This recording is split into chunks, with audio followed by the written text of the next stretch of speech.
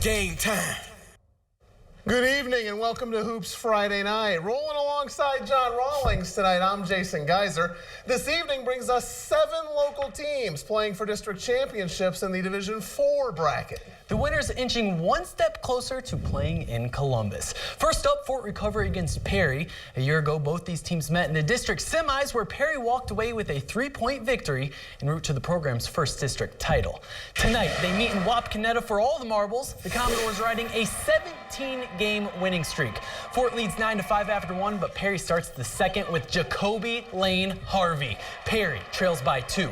Commodores fighting. It's Lane Harvey again, this time with the baseline jumper. Perry taking their first lead of the game, 14-13.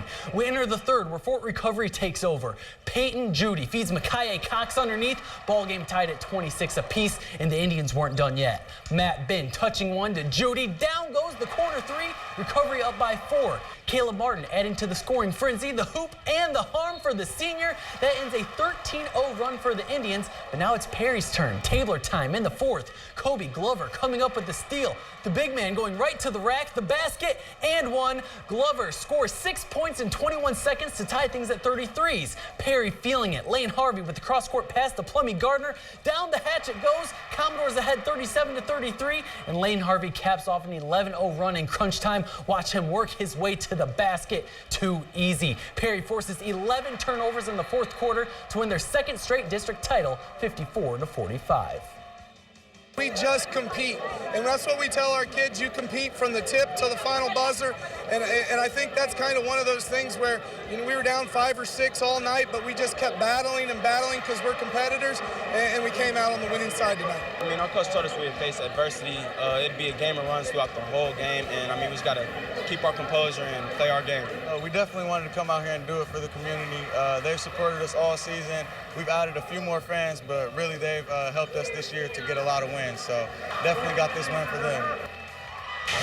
At the University of Dayton tonight, Fort Laramie plays for a district title against Lockland, who was eliminated in the sectional finals, only to get a second chance when the Cincinnati College prep team that beat him was removed for using an ineligible player. Third quarter, Austin Siegel to Tyler Siegel, and Laramie's blowing them out, up 43-21. Now Cody Casson with the spin move and the jumper. It's a 20-point game. Then Tyler Siegel goes to the power move, taking it to the rack, drawing the foul, skins with a 50-27 lead. Then it's Evan Burning at the top of the key, letting it loose. Nothing but net. 55-27 Laramie. Then a great pass splits the defense and finds Dylan Braun for the bucket. Fort Laramie rolls to the district title, 68-42. I'm just really proud of our seniors. We got here last year and we sort of let one go in the last minute and a half, and to get back to this spot and play like we did today, really happy for our kids. The late game at UD Arena, Tri-Village against Jackson Center. The Tigers looking to defend their district hardware from a year ago. Second quarter, Brady Wildermuth with a great inside move to put the Tigers up 11-10. The moments later, it's Gavin Boozer dialing up from deep to put them up by 2, 20-18 Jackson Center lead. Now it's the freshman getting in on the action. Christopher Elkert knocking down the 3 to end the third quarter. 23-18. Now Wildermuth gets the hometown bounce in Dayton for the bucket, 25-22. This game does go into overtime. Wildermuth with the layup, but they are down by 2, 35-33. Tri-Valley is too good at the line in OT. Tri-Village tops Jackson Center 38-33. Here's how the regional shapes up at Kettering Fairmont's Trent Arena next week. Perry and Fort Laramie go head-to-head at 5:30 on Tuesday. The other half puts Tri-Village against Cincinnati Christian. To the Fieldhouse in Elida, where St. John's and Crestview square off for district hardware. The Knights won at St. John's back in December, rallying from 11 down midway through the fourth quarter. Second quarter tonight, Grant Schlegelbaum strokes the triple try. That pulls the Knights into a 15-all tie. And just seconds later, Drew Klein attacks the rack, the hoop, and the harm. Crestview takes a 2-point lead. We get a flurry of action in the final minute of the half. Tim Krieger dishing out to Richard Kukuza behind the arc. St. John's is up 3, but it doesn't last because here's Derek Stout dishing to Klein for a Crestview triple. That knocks us right back up. Final ticks. Krieger fading away. St. John's takes a 22-20 advantage into the break. Third quarter, Krieger spots Owen Rohde heading to the hoop for the layup. The Jays open up a 7-point lead. Other end, Brett Shum gets into the lane, pops and drops. That pulls Crestview back within 31-26, but St. John's always has an answer. Krieger, the 6'8 senior, giving the Blue Jays a 35-28 lead, and in the fourth, it's Rohde to the rack. St. John's wins a dogfight for the district crown, 48-36. The games you work the harder, they taste better when you win. It's the games you score a lot, it's fun to win those, but honestly, I'd rather win a slugfest where my whole team does good and we play a good game. It's just so much fun after putting up all the work in the off season. It's just really rewarding. It's an awesome experience, and it's really fun to come out here on the big stage and play our hearts out. The ultimate goal is to play here in middle of March on a Friday night, and obviously the goal then is to win the district championship. And it's 3 out of the last 5 years. I'm extremely proud of where our program is and what these guys have done for us. These two Blanchard Valley Conference foes met in the regular season, Arlington beating North Baltimore by 9 at home.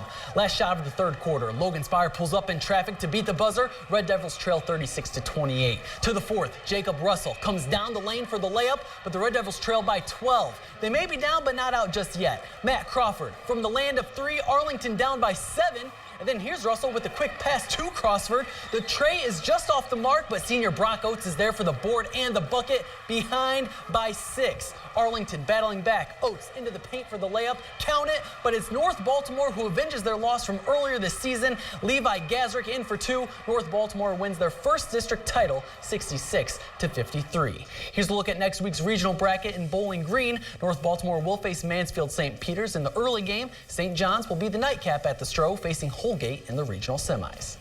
After navigating the regular season without a loss, the Ottawa Glandorf girls team is now just 1 win away from their 3rd straight trip to state.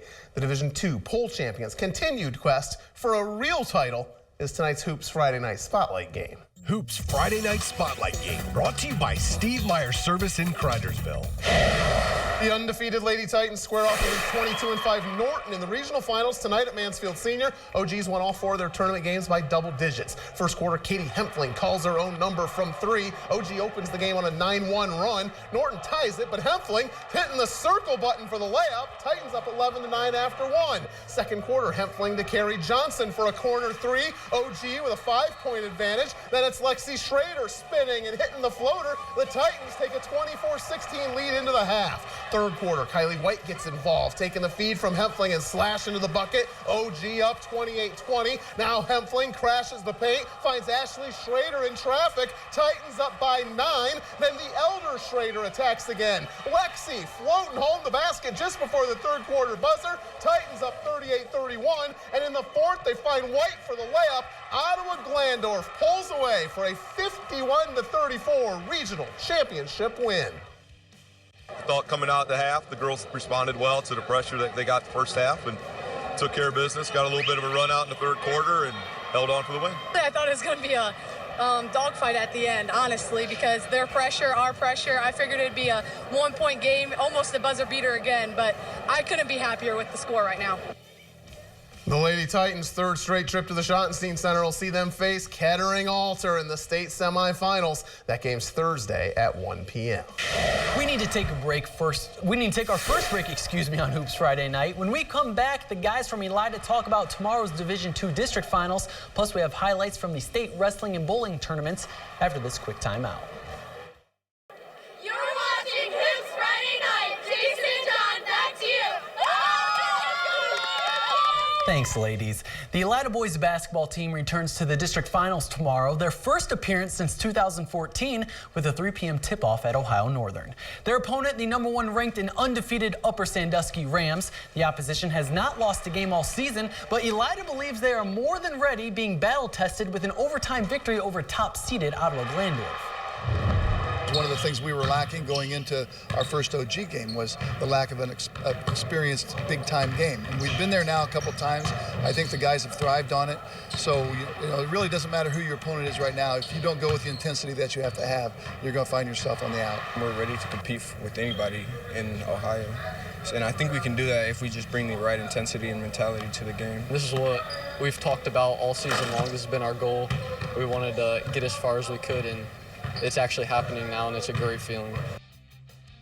Division III tomorrow, top-seeded Wayne Trace will battle Marion Local for the rights to a district title at Lima Senior. And after upsetting the top-seeded and defending Napoleon District champs of Liberty Benton yesterday, Van Buren will look to take home the hardware against perennial power Archbold.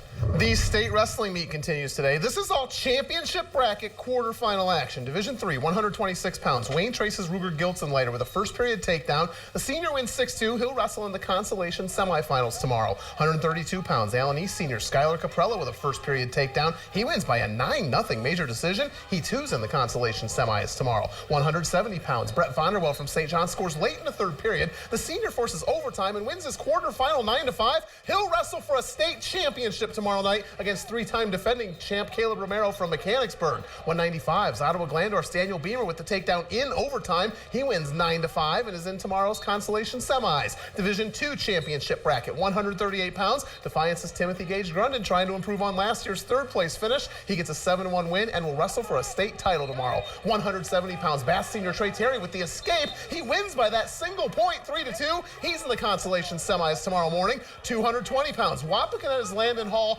dominant again. The four-time state qualifier pins his quarterfinal opponent in 1 minute 56 seconds. Hall will try to close his career with a state championship tomorrow night at the Shot. Hitting the lanes in Columbus, the state bowling tournament at Wayne Webb's. Third game, first frame. Redskins junior Carly Hosterman starts the skins off right. She rolls the strike to set the pace for the game.